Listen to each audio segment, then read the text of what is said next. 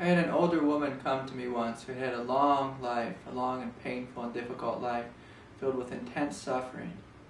Yet at the same time there was part of her that knew and had glimpsed these deep spiritual truths, that all is one, that life is good. And so she had a really hard time, putting these two together, these two worlds.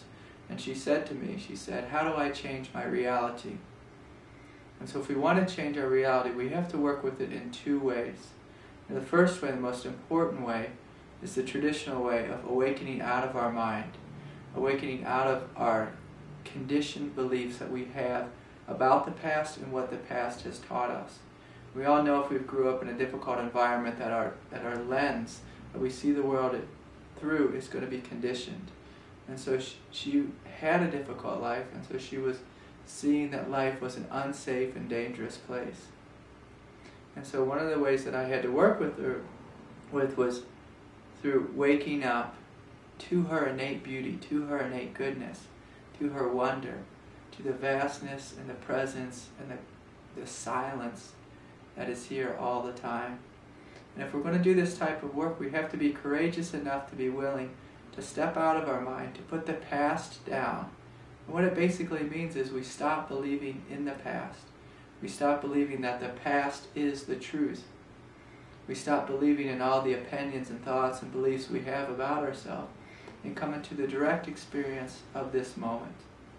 And in the direct experience of this moment, we'll just notice that there's a silence here, that there's a tremendous quiet here, that there's a spaciousness in this room, in whatever room we're in.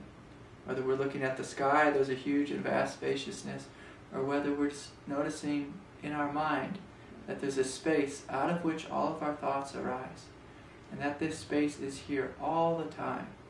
It was here when we were a child, when we were born, when we were 10 years old and 20 years old, or however old we are. This space is always completely and fully here. And so we have to be willing to bring our attention to this spaciousness, to this vastness, to this quietness, and know this space to be ourselves. And within this space we might notice an awake, alive presence.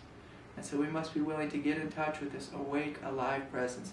Just this presence that's animating our body, that's listening to my voice right now. And so when we get in touch with this aspect of divinity, we wake up out of the dream world of our mind. And so that's one way, one very important way. And it's a significant shift if anyone can do that. If anyone can step into this reality and begin to live from this reality, begin to own it and make it their home, make it their own self. And this is nothing we do egoically, but it's more like something we let go into, we let go fully into. And so that's one way of working with reality. The second way, which is a very powerful way, an embodied way, is from this place of openness, from this place of quiet spaciousness, from this place of beauty that we are.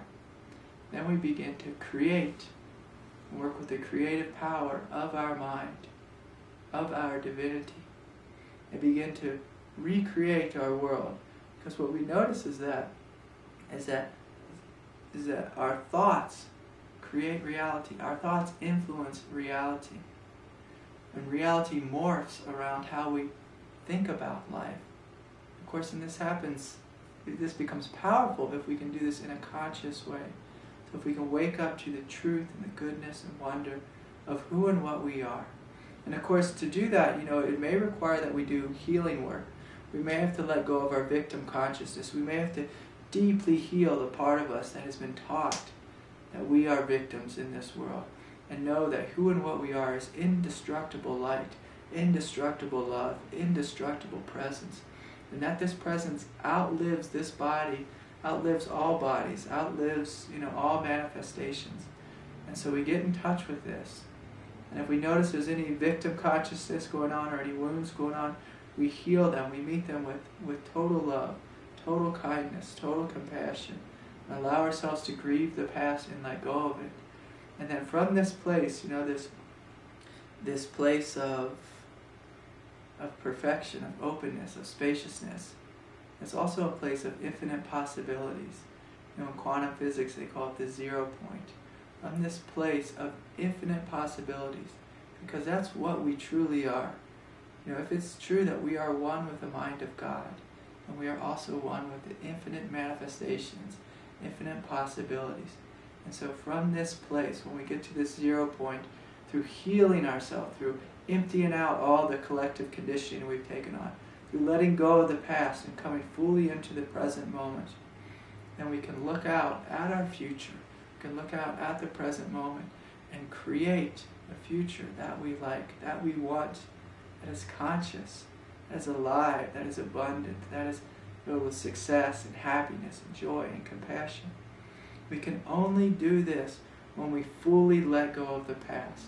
Because when we let go of the past fully, when we no longer allow the past to have dominance or dominion over us, then we come into the present, spacious, awake, alive moment. In a conscious way, we can choose to create our reality, choose to shape reality, choose to influence reality. And so, this question of how do we work with reality, how do we change our reality? Of course, we have to first wake up to the truth, the goodness, the spaciousness, the vastness. In a sense, we have to wake up to knowing ourselves as God. And then from this inherent divinity, one of the aspects of God, one of the aspects of being God, being divine, is having this creative force and this power. And from this creative place, we can create a life of joy, a life of happiness, a life of bliss. And so this is how we work with it. First, letting go of the past, letting go of our conditioning, healing our conditioning, and coming into a place of total peace, total openness, and almost, how should I say, it's like coming to this place of total possibility. And from this place of total possibility, in a conscious way, we choose to influence life, choose to influence reality. And then we watch and we see that as we think about reality in a good way, in a happy way, in a joyous way, in a compassionate way, what happens is the world manifests and reflects our goodness, our compassion, our happiness, our love, our abundance in our lives. And so this is the way that thoughts become things. Just like in the first moment of time, when God was all by him or herself, however we want to say that, God had this thought, there is a universe, and out of this thought came the universe. God had a thought, I want to experience myself.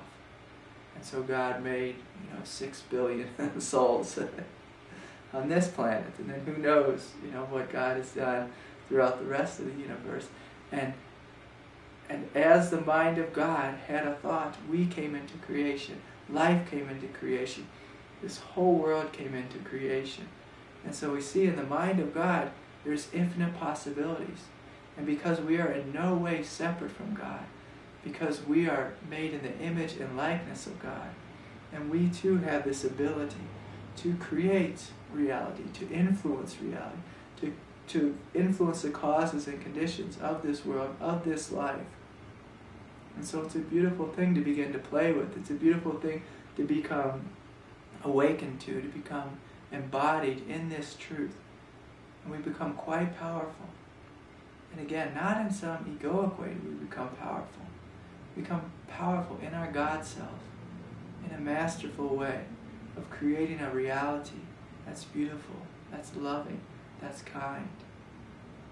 And so I invite you to join me in this, to play in this reality, to experience it, and to see if it's true.